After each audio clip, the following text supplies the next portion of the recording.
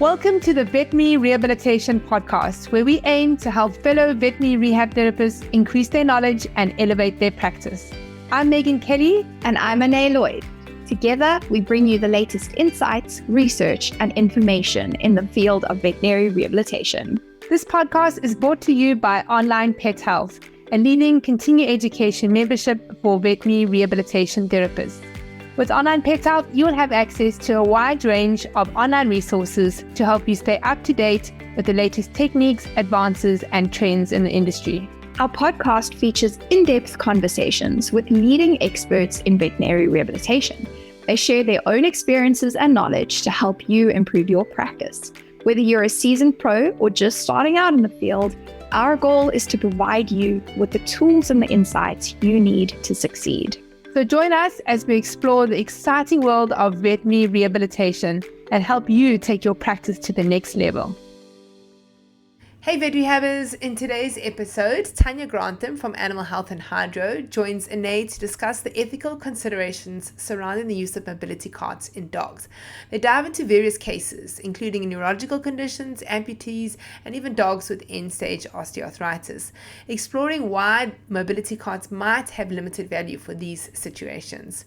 Tanya emphasizes the importance of providing dogs with choice, recognizing signs of fatigue, and showing that 90% of the day that dogs aren't in the cart is as high quality as possible before introducing a cart for the most active 10%.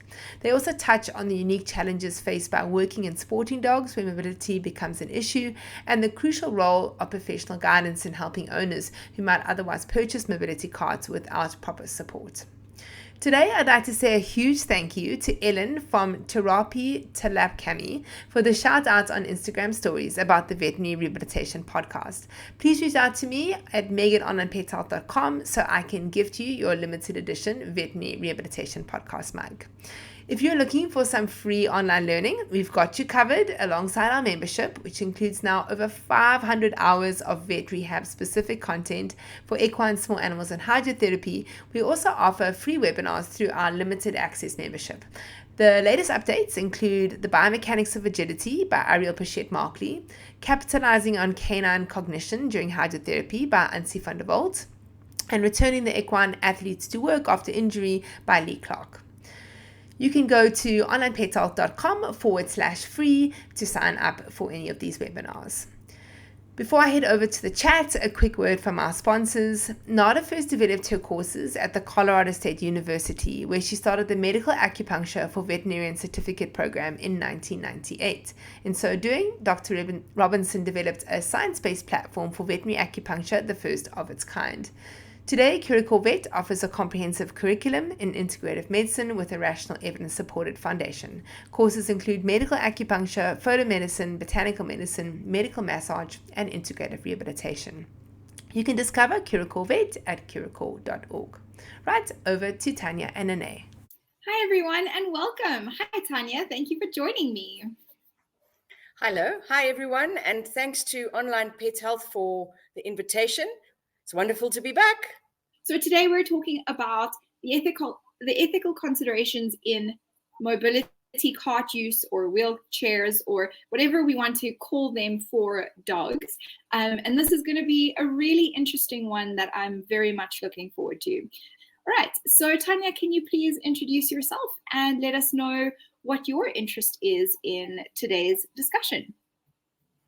Okay, well, great. Hi, everyone. For those of you that haven't met me before, I'm Tanya Grantham. I graduated as a vet a long time ago and got into physical rehabilitation 15, 17 years ago. And I live and work in South Africa. And so, I've seen lots and lots of things change and develop in the field. And one of those has been mobility carts and access to mobility carts. So when I first started, I think we were just sort of having those conversations around how do we make them and what are the biomechanics, or what are the mechanics, not the biomechanics, but once you put the dog in, there are biomechanics. So how do we actually create them? And now we've got so much choice and so many companies that are producing mobility carts. My interest is always to pose the question with anything that we have available to us as rehabbers. just because we can doesn't mean we should.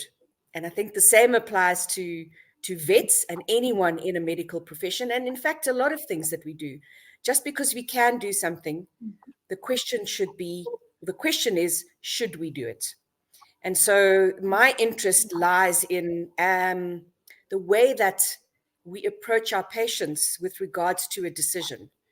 And therein, I think, lies the ethical use of mobility carts. So we've got them, whether we want them or not, whether we like them or not, whether we use them or not, they're here.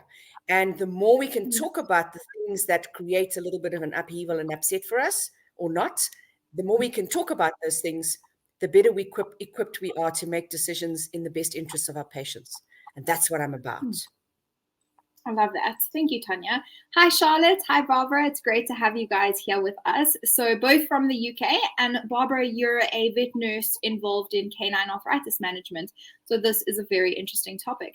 I think it is. And I think we should actually discuss, I'm going to make a note, but we should go into, if we're looking at it for arthritis versus, neurological disease versus, there are so many different spaces where a mobility aid like a cart could be used. So when would we use them? When are they indicated? What are those conditions that we really want to be considering an aid in mobility in the form of a cart? I think we need to determine whether or not it is going to, why are we considering it? So from the outset, I mean, the original patients, I think that we really used them were neurological, patients with neurological disorders or spinal disease. The most common use in South Africa certainly has been the spinal dogs, the disc dogs. But as we got more information and they became more available, so the use of them expanded. So I think we do need to understand why we're using them. Number one, are we using them only for mobility? Are we using them to enhance quality of life? Or are we using them as a therapeutic aid? Because I've used them very successfully as an aid to therapy. But I don't think they should be a go-to simply because the dog is compromised. So I do think, I'm just quickly looked at Charlotte's message, I do think that we should be looking at, is it appropriate, or are there other measures that we can put in place? Do we have the skills to actually get this dog or this patient mobile in its own,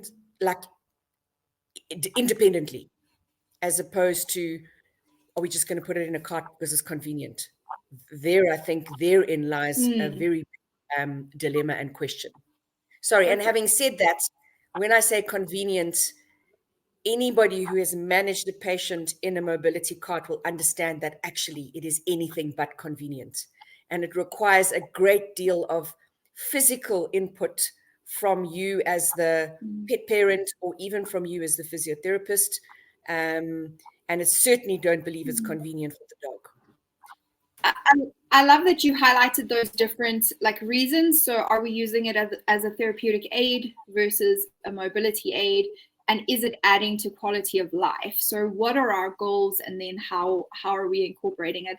And that's a really good point, because one of the first things that came up when we started using carts for neurological dogs was that you would bring it in too early and then they wouldn't recover function because they have something to walk for them.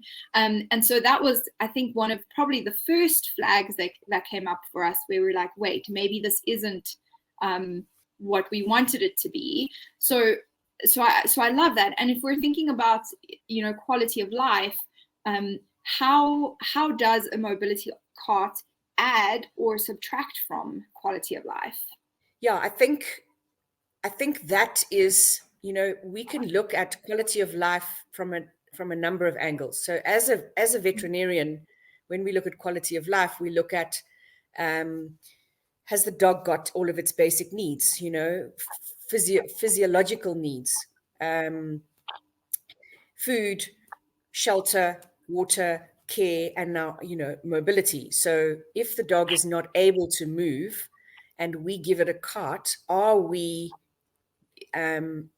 giving it the ability to move, which brings us to the next portion of quality of life, which is interaction. So socially, mentally, emotionally, how is that dog managing and coping with its challenges? And how is that dog going to cope within the cart? So I don't think that we can blanket, we can't just cover everything or coat everything, paint everything with the same brush. We sort of have to go, okay, can we meet with the physiological needs? Number one. Number two, can we then meet the social, mental, and emotional needs? If we can tick all or most of those boxes, then we can start saying, okay, let's consider a cart. Yeah. And this is very individual for individual dogs, right? It isn't something that we could just say this is the rule, because if you have a working dog that, let's say a tracking dog, right, that does quite a lot of tracking, then they become paralyzed. One of their needs will be to continue to work in some form. Would the cart allow them to do that? Would it allow them to scent and to do some tracking, or would it prevent that? And how would they feel within that context? And again, so yes, on the surface, we would think that that could definitely be the case. You would allow them to continue to participate in their sport in some form. But how does that individual do it? And how are they experiencing that? Does it add joy to their lives or not? So I think that working dog question was one that came up in a previous conversation, which I found very interesting, because there are contexts where a cart would allow them to continue working in a form, in a way, and there are contexts where it wouldn't. So do you have other thoughts on that? Like if we're thinking about breed specific activities or sport specific activities, like really high drive dogs, when would we be adding and when would we be subtracting from their lives with the use of a mobility aid?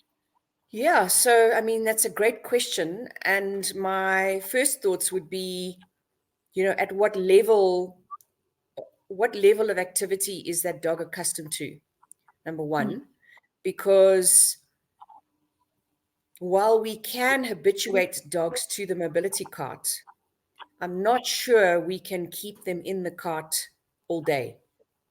So it would take a great deal of management on the part of the handler or the guardian or the pet parent to be able to find a schedule that works for the dog. And that is a conversation we would have to have if we found ourselves in that situation.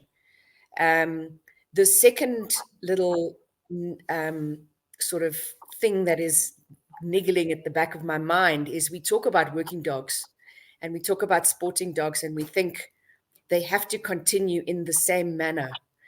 But actually they don't. Because what is possible, and I have seen it, is to give the dog a different job, one that it is able to do within that mobility cart. I mean, I recall, it's not so much a mobility cart story, but I recall reading about teenagers that had lost limbs. And in this instance, it was a 14-year-old young man who had lost one of his legs. And he was obviously all of the mental turmoil and the talk about I'm not good enough and, I'm half a person because I've lost a leg, all of those things. And please, I don't know what it's like. I'm just saying what came across to me in the article that I was reading. And interestingly enough, there was, I don't know how the dog came to be within that group of young people, but there was a retriever type dog that had to have its leg amputated. And so this dog actually became an ambassador, and this bonded particularly well with this teenager. But the dog brought forward a message about quality of life and enjoyment of life, even though we perceive or society perceives us as incomplete. And so I think we've got to be careful about, okay, so the dog is in a mobility cart, therefore it's half a dog. Well, the dog doesn't give a continental. The dog doesn't have the human association to, physical challenges that we have. Yeah. In my opinion. I could be completely wrong, but, so we also need to consider that, can the dog be happy with its new lifestyle?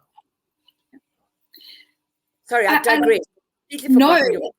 No, it's actually fine, because I think it is actually the foundation of, when we're talking about carts, is really, are we adding to the quality of life? How is the dog feeling? How are they living their lives? And I have come across only really a handful of neurological dogs where you can tell they're not happy. They don't want to continue. It's not working for them. When they become paralyzed, the majority of them really are still happy, engaged dogs who want to be participating in their lives with the people around them in different scenarios. And to me, that is, if they're happy, if they're living, if they're continuing to engage, then why would we not add additional support systems in place so that they can do that to a fuller degree at times during their day? So I think that is a very good thing to think about. They don't see or feel their disability. They see and feel and perceive their environments and their situation. And so how are we setting that up to provide them with the best quality of life that we can, right? Yep. Yeah. Yeah. Yeah. So let's. Sorry, Anae, like we're focusing on the dog, but the other component that is really important for me when I'm discussing with a client the possibility of a mobility cart, or most of the time they will ask me, what do I think? And my questions always revolve around, what is your lifestyle? If you're going to leave that dog at home for 8 to 12 hours a day, I don't know so much if this is really a good idea, because it takes input, it takes care, it takes observation. It's not like the common misconception is, oh, well, I'll get a cart and my dog can zoot around in the cart all day. Well, no, because there's so many dangers in a normal home environment that they cannot be unsupervised.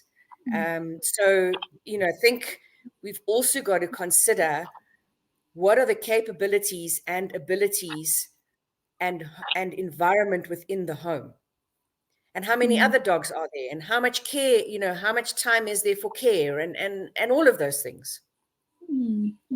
So let's talk about that balance between the time in the cart and the time outside of the cart, because that is, like you've just said, an owner will often come with the perception of, my dog will be in a cart, and actually they're only in the cart for a very small portion of the day. So how do we kind of walk our clients through that and help them to figure out how to create the best time outside of the cart, and then when actually to use it? That's a great question. So I would start with, talk me through a normal day for you. What is the normal day for you and your dog? Because that gives me an idea of how busy they are, how much attention they pay to their dogs. Because sometimes, and this we also need to be astute at. I mean, I think we should have had so much more training, but we didn't. So, here we are. And here we are having these discussions. Do I want to put the dog in the cart because I feel guilty? Because if there's a guilt component on the part of the pet parent, then it's better to discuss that and deal with that, because otherwise what I have seen is that it has repercussions, and sometimes the decision is made not in the best interest of the dog, but the decision is made because I feel guilty. Let's say I ran over my dog in the driveway. May that not ever happen anymore to anyone, but it happens. And now I have a paralyzed dog, and I feel so responsible that I can't make the decision to euthanize, And now I'm going to put the dog in a cart, but really it's for my own benefit. And again, now we start with, here are all the ethical questions, aren't they? Are we, why are we choosing to put this dog in a mobility cart?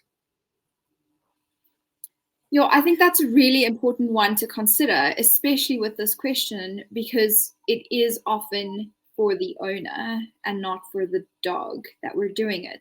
And I do want to say that that's not always a bad thing. Sometimes we can work with that and the dog can still have a good quality of life without unnecessary suffering. We work with the situation that we have, right? I was having this conversation earlier in that, when do we ever have a perfect scenario? We don't. We take what we have, what are the owner's needs, what is their motivation, what are their requirements, and especially in this case where mobility carts are involved, it feels like there's a lot more of that than with most other patient groups, that we need to consider their motivation and mental state in relation to what they need from their dog. And is it just a case of, they're not ready to say goodbye, or they're not ready to make that decision? Because again, sometimes that's okay and we can give them more time. Just how do we end up working in that space and in that situation so that the dog doesn't suffer unnecessarily? It's an interesting one. Yeah. To come back to your question about how do I discuss it with the client in terms of the day, I kind of like went off on another little tangent, but I start with looking at what is a normal day for the client, family, dogs. What's the environment? If there are stairs and steps, we need to be discussing with them. Okay, you got to think about, how is your dog going to navigate these if it's in the cart? And then we look at, okay, what is feasible and what is logical? What are you able to do in terms of times for that dog in the cart? So is it 2 times a day, 3 times a day? Are you home sufficient to put them in the cart every hour? I mean, there's so many variables with regards to that. And then what are you going to do? Where is your dog going to be, and how is your dog going to manage when it's not in the cart? So when it's not mobile, and we all know, I put that in inverted commas, because even though they may be paralyzed or they may be sore, man, if they decide they're going somewhere, they're going to do it. So there's all sorts of home environmental management, and all of those questions come into play before you make the commitment to purchasing that cart. I really love that. So let's look at the mobility and the environment pre-cart, so that 90% of the day that they're not using it is still good quality, and then, or as best as we can, and then how do we add additional quality of movement to specific portions of their day with the cart. I like that. Barbara, thank you for your comment. So Barbara says, looking at the individual dog's needs and lifestyle before it became immobile for whatever reason. I've recently seen some dogs that have worked after amputation, especially assistance dogs. I myself have a sports dog, and I would have to think about his quality of life if he had an accident or condition that prevented him from participating in his sport. He lives for it, although I would be happy as long as he was. I think that's. Thank you for that, Barbara. Charlotte, thank you for your comments. I worked in Thailand at a rescue, and RTAs are commonplace there. They have one dog there on a cart, and now they have 6. My ethical dilemma was, is that right? And the resources used for these dogs in a charity better used elsewhere? And is the aim to use these dogs as almost a fundraising tool, maybe? I think that's a very interesting point, Charlotte, because we're seeing more and more on social media, almost like rescue centers that have dogs in carts, and it's like 50 dogs in mobility carts. And that is an interesting interesting situation to consider. I've never been involved with one. They look great on social media, but certainly it does raise a lot of questions. Yeah, do you have thoughts on that one, Tanya? I could just feel the turmoil in my in my body with that, because for all the reasons that you've mentioned, is that, could the resources go elsewhere? And of course, if you're not part of the, sorry, we've been joined. If you're not part of the management committee that determines how to utilize those resources, and you think they could be used better, that is going to create a fair amount of discomfort for you, because that's coming from where you are.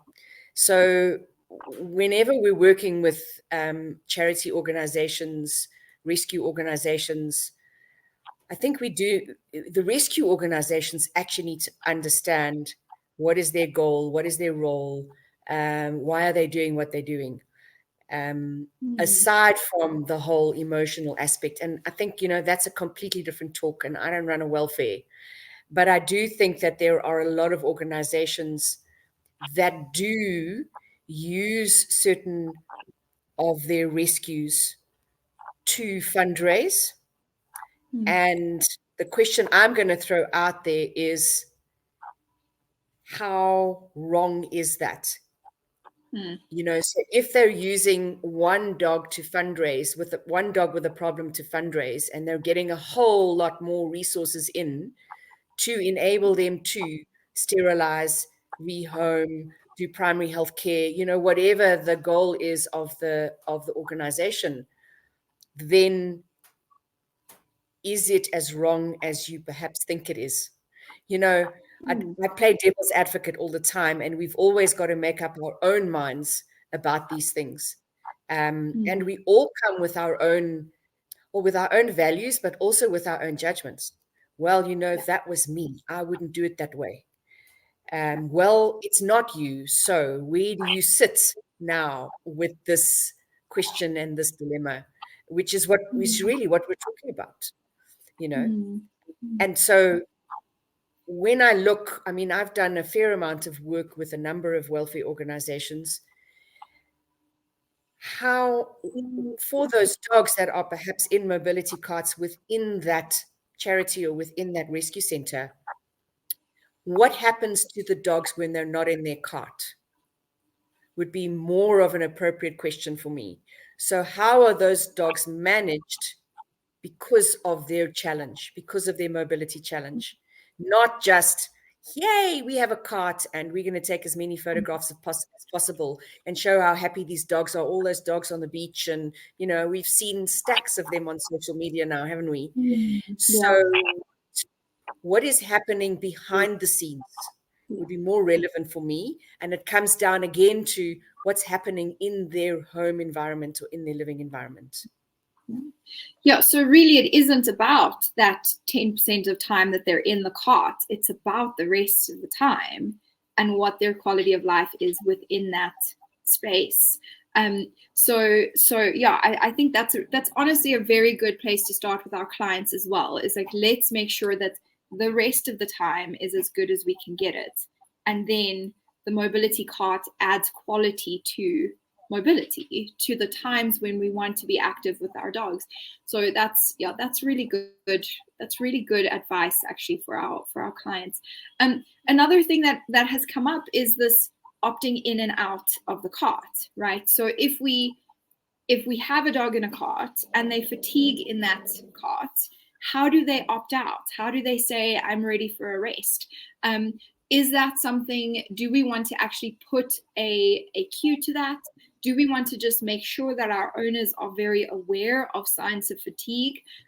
How do we educate and empower them around giving their dog choice of when they do and don't want to be in the cart? My first question would be, it's so interesting because I've, in the last month, been exposed to such a lot of fear-free handling and, stress-free handling, and how do we even as rehab practitioners, how do we even allow the dogs within our facility a choice? And now you're saying, how do we give the dogs a choice to be in the cart or not? And it's so interesting how our world has changed, because we used to be, it's an animal, it must just do as we say. And now we're going, how do we give them a choice? So again, I think here in an ideal world, if I was prescribing carts, I would be going, okay, where are we at right now? And what does your dog need? A, what is the problem? B, what am I trying to solve?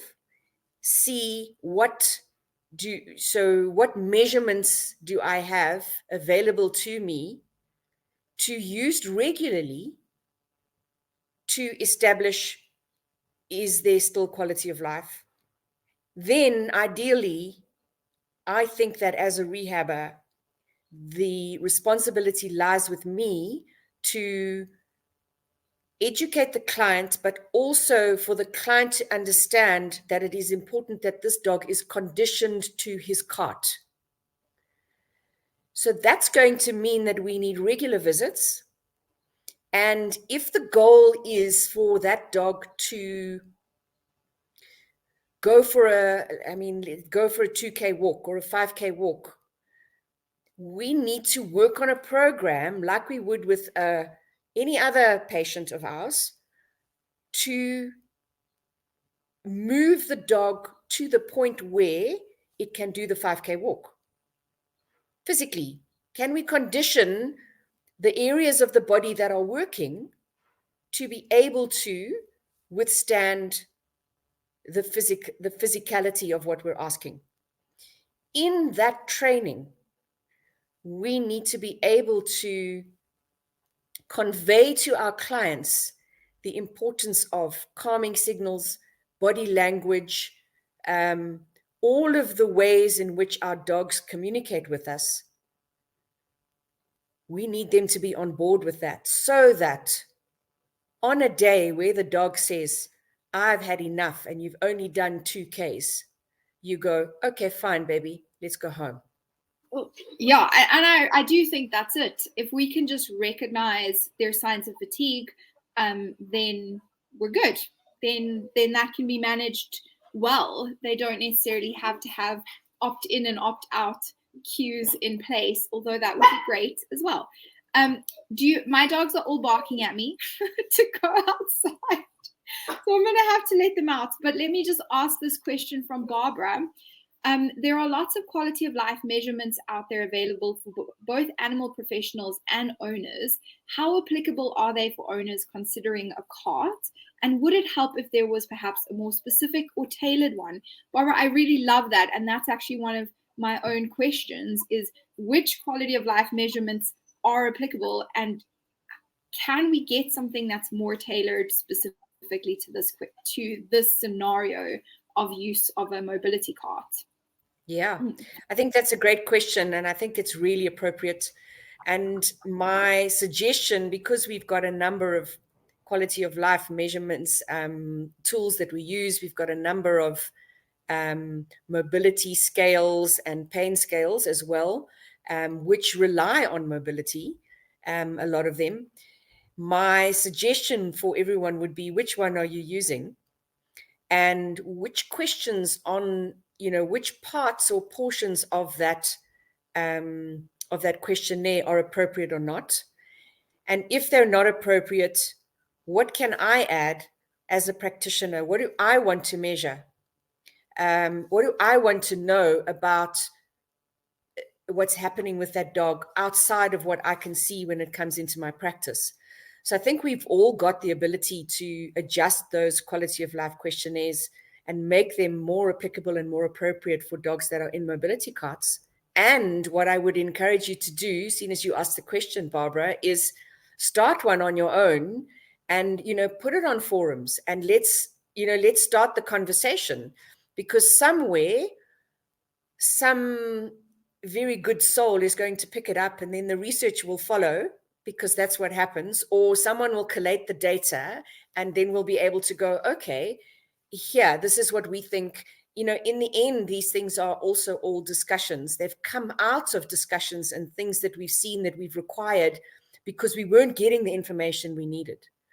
And that's the beauty of this profession, because it is so diverse and it's changing all the time. And there's such a group of amazing people in it who are asking all these questions. And then we bring them to a forum like this one and we go, okay, so what would I add and what would I look at?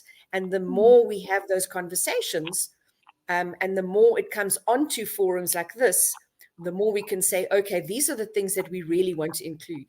So for me, in the, like now, right now, it would be the starts of a conversation, and then where does it expand to? Really like that. And I think, as you've said, we actually do have the ability to create these questionnaires for ourselves. And I often think on a patient by patient basis, they should be adjusted accordingly. So for this patient, what are the goals? What are the challenges? And can we put them into a questionnaire format? And can that give us a measurable that the owner can follow over time? That's something that I've been playing with a handful of my clients that have had specific needs that don't fall into just one category, is to create a questionnaire for them and make sure that we're making progress in those areas that are a challenge to that patient. So that makes sense to me in this case as well, is every dog in a mobility cart is different and has different needs, a different home environment. So what are the things that we want to look at for the specific individual? And let's look at them. So I really like that. Thank you for that question, Barbara. Great question. Yeah. So let's go back to, one of the goals is to use it as a therapeutic aid, right? So earlier we mentioned arthritic dogs or aging dogs or potentially amputees with comorbidities. So we're looking at more of, pain management arthritic dogs. If we add a mobility cart to their rehabilitation program to help them, what are the dangers? What do we need to look out for? Is it even a viable option? Is it something that you've used before? Because I have heard of it being used in that way. I think especially for amputees, you can add, you can make a difference to them, but it does feel to me like an end of the line kind of intervention where we're really approaching end of life decisions. Is that, I haven't personally used it in that way, so I'm quite interested to explore that one. Yeah, good question. Most of the uses in terms of the therapeutic aid has been with, in my own experience, has been with neurological dogs. So where we've used it for posture, for some sort of gait training, for range of motion, can we get the limbs functioning kind of normally within that real framework, and at the same time, because those dogs were so physically compromised, by putting them in the cart while we were getting them to regain mobility, was their mental stimulation and so on. So that's a lot of my experience. The animals where I have tried with amputees, I have also tried with arthritic dogs. And I think that my own experience with these dogs is that they're not willing to be in the cart. So most of them don't want to be placed there. And when they are placed there, there's almost a resistance. The question, is there an opt-out? Well, let me tell you that these dogs very, very clearly said, I don't want this. Yeah. Okay. So, and we were working with carts that were not purchased. We were trying it out. So one of the problems may well have been that the carts weren't fitted well enough, which also presented the dog with the problem, right? Because if they aren't fitted well, then the dogs are going to have trouble moving. And then they're just going to go, oh, it's too difficult. Yeah. But the other thing that comes to mind, particularly with arthritic dogs and even with amputees, is that they have learnt a particular compensation in the way that they hold their body and the way that they move their body. And as therapists, we work with that, right? We work with those compensatory patterns and those tight muscles and, okay, can we shift you back a bit more or forward or to the left or, whatever we do as therapists that's appropriate for that patient. My concern about putting them in a cart is that they can no longer compensate in the way that they are accustomed. And so my question for those dogs is it appropriate? Because they're not going to spend all their time in the cart. So that's my one question. And perhaps that's why I was met with so much resistance, because the dogs just simply felt out of their normal pattern. And so they didn't know what to do with their body. So perhaps there is a way of training them and getting them accustomed to it. But as therapists, we have to be very aware of overload. And so my next question is, which arthritic joints are we targeting by putting the dog in the mobility cart? And if there is polyarthritis, what's the balance got to be in that cart? So I think we've got to be really, really careful when we're talking about arthritic dogs and amputees. How are we asking them to change their compensatory patterns? Those are my thoughts that are coming straight away. If I ponder on it, I'll probably have more. No, I think that's such a valid point, because I mean, often our goal is to reduce the compensation and to gain back as much normal biomechanics as we can. But there are patients where they need the compensation, and we need to work with that adaptation to make sure that they remain functional. So yes, compensation or adaptation sometimes is unwanted, but sometimes we do want it and we do need it.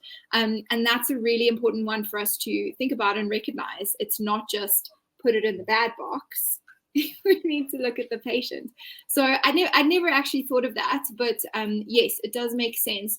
And in that case, is something like a help 'em up harness not more than sufficient to support mobility in the patient? So I think that's a good point. And to add to that, if we're talking about end-stage arthritis or really advanced arthritic joints, is a joint replacement possible? Ooh, I like that. Because in actual fact, that would probably facilitate the dog in terms of its mobility way better than a cart. So, what other options are there before we put the dog in a cart? I think those also need to be explored. So this is a great point from Charlotte. Thank you. So being a member of the forums of cart dogs, I often comment on, have you considered physiotherapy, etc., before skipping to a cart? I almost feel that maybe they have been given the impression nothing can be done before trying. So how do you combat that, as I feel my voice is drowned out by my cart dog is fine, and so will your dog be? That's a tricky one, Charlotte. What do you think? So the first thing that's coming to my mind, Charlotte, would be before and after videos and testimonials of the dogs that you have helped, where people said, let's just put it in a cart. And as a physio or as a rehab practitioner, you have been able to get that dog mobile again. Because those kinds of visual things speak louder than your voice ever will. So that would be one of my thought processes, is how much and what testimonials do you have available to you to actually share on these forums, so that people can see. And the other thing that I would say to you with regards to that when you're on these forums is, number one, people don't know what they don't know.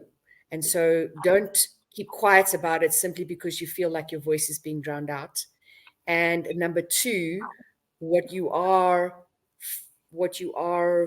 working against is a person who has a very narrow-minded opinion about their dog. And just because their dog was fine, and you don't even know how fine that is, transposing that onto another dog, as we've just seen in this entire discussion, is irrelevant, because every dog is an individual. So I'm sorry I don't have a straightforward answer for you, but those are some of my thoughts with regards to your question.